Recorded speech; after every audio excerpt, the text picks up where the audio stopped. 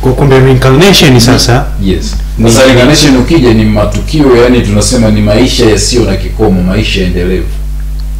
Kwa hiyo ukisema kuzaliwa mara ya pili, maana yake una upeo timamu. Hakuna kuzaliwa mara ya pili, ni muendelezo wa maisha. Kuna kuzaliwa zaidi ya mara ya pili. In case naweza nikafa leo na nikazaliwa tena nikakumbuka. Hata wewe ulishakufa na ukazaliwa tena. Ndivyo ninavyozungumzia kwamba nilikufa na yamkini nilikuwa mke ama nilikuwa mwanaume. Yes. Ndio maana hapa tulipo. Yes. Kuna mtu hapa na mzunguko wake ni mzunguko wa sawa hapa. Yes. Kuna mtu ni mzunguko wa siku, mwingine wa 20. Sio, umenielewa? Unajuaje sasa? Kuna mtu ndiye ana hang out.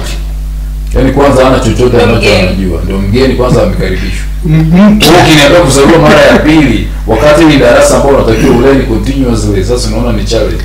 Kwa hiyo hakuna kwa mtu mwenye upeo mkubwa wa upeo wajua uelewe, huwezi kusema eti kuna kitu kinaitwa kuzaliwa mara ya pili. Kwa sababu kuzaliwa mara ya pili maana yake kuna kuzaliwa mara ya kwanza na ya pili, ukishamaliza imeisha. What knows?